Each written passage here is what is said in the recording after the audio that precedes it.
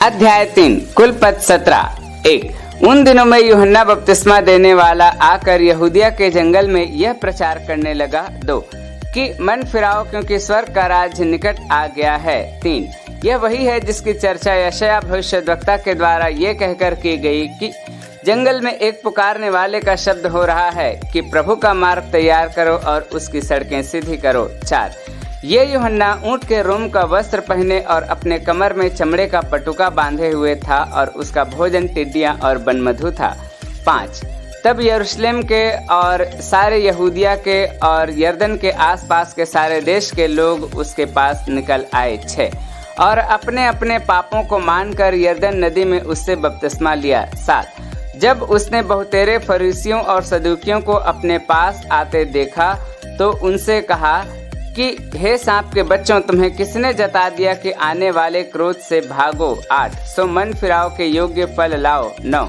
और अपने अपने मन में यह ना सोचो कि हमारा पिता इब्राहिम है, क्योंकि मैं तुमसे यह कहता हूँ कि परमेश्वर इन पत्थरों से इब्राहिम के लिए संतान उत्पन्न कर सकता है। 10। और अब कुल्हाड़ा पेड़ों की जड़ पर रखा हुआ है, इसलिए कि जो जो पेड़ अच्छा फल नहीं लाता वह काटा और आग में झोंका जाता है। 11। मैं तो तुम्हें मन फिराव का बपतिस्मा पानी से देता हूँ, परंतु जो मेरे बाद आने वाला है वह मुझसे शक्तिशाली है। मैं उसकी जूती उठाने के योग्य नहीं, वह तुम्हें पवित्र आत्मा और आग से बपतिस्मा देगा।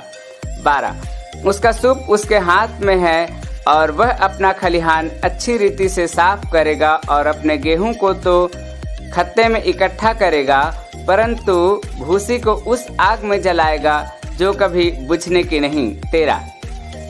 उस समय यीशु गलील से यरदन के किनारे पर यूहन्ना से बपतिस्मा के लिए आया। 14। परंतु यूहन्ना यह कहकर उसे रोकने लगा कि मुझे तो तेरे हाथ से बपतिस्मा लेने की आवश्यकता है और तू मेरे पास आया है। 15।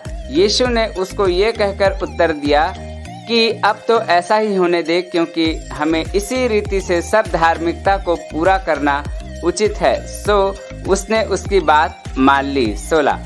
और यीशु बपतिस्मा लेकर तुरंत पानी में से ऊपर आया और देखो उसके लिए आकाश खुल गया और उसने परमेश्वर के आत्मा को कबूतर की नाई उतरते और अपने ऊपर आते देखा। और 17। और देखो यह आकाशवाणी हुई कि यह मेरा प्रिय पुत्र है जिससे मैं अत्यंत प्रसन्न हूँ।